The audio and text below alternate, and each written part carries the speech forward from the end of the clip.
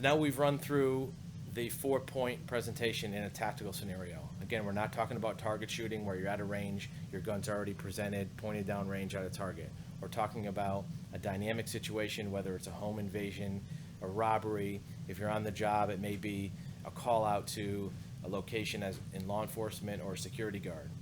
So suppose we've gone through the process of presenting a firearm. Maybe you fired the weapon, maybe you have not. Always remember too, just as a side note, anytime you're presenting a firearm at the range or at your home or somewhere else, of course you have to keep good muzzle discipline and making sure that your gun's unloaded. It doesn't hurt to use your presentation every time. It develops muscle memory. There's no reason anytime you take it out to use the same process. It'll just be one more practice you can mix in to your repetitions. So now you've engaged a target. You may have fired, you may not have. Regardless of what happens, now you want to reassess. You can go ahead and drop the muzzle angle to a low ready, and then you can assess first your target. If you fired the gun, presumably gravity may have taken over for the person who was hit, and they're going to be lower anyway, so now you're going to assess.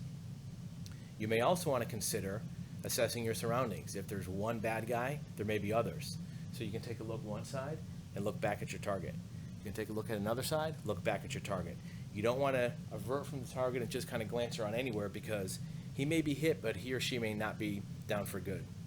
You know there's a target here, you're going to look at that person.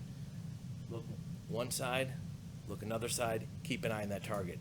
If you want to look behind, you can even go to a low ready and glance over your shoulder and get back on your target. This may be a good time if you feel like the situation is subdued. If you need to do a tactical reload, you can do a tac reload at this point. Evaluate your scenario. Keep in mind the safety of others. Make sure that if there were any bystanders behind the target, you find out what's going on back there. If there were any shots fired towards you, you might want to see what happened behind you. Make sure that that's your only threat. You're not eliminating one threat, but overlooking others.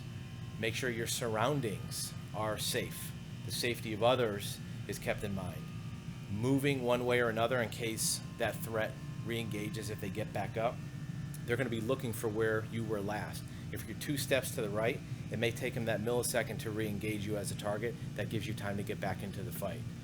Again, keeping the safety of others at this point into your mix is a really important thing to do. Remember the 4 things that probably have happened. Auditory exclusion, you didn't hear everything that went on around you. You didn't hear somebody yelling and screaming that somebody else is coming behind you. You probably had tunnel vision. You didn't see maybe a car pulling up that maybe had other threats in it. You may have had time shifting. You didn't know how long that took or how short that took. And more important, you had a threat focus where you may only have seen one of the threats that attacker had. Now's a good time, if it hasn't already been done, to either get a hold of law enforcement or have somebody do that. Call 911. You can either do it yourself or have somebody else make a request to do that. You probably want to make a request. If you're on the phone, call 911. Again, you're not handling that situation, and if you're the only one armed, you're the one that really has to take control of that scenario. That's a good description of a tactical environment versus a target environment. The one thing to take away from that is when you're at a gun range and you start out with your firearm pointed down range and you're just shooting at a target, it eliminates 90% of what goes into a gunfight when it might be a life or death situation. It eliminates the draw stroke, it eliminates getting lined up on target in a high stress situation. So go ahead and practice that. If you don't have a range that allows you to do a draw stroke, a lot of indoor ranges like this, you don't really take that kindly. You may try to find an outdoor range, or maybe even rent an indoor range as a private rental where you can put down the barriers and take away some of the loading benches so you can use a full draw stroke and see what that's like.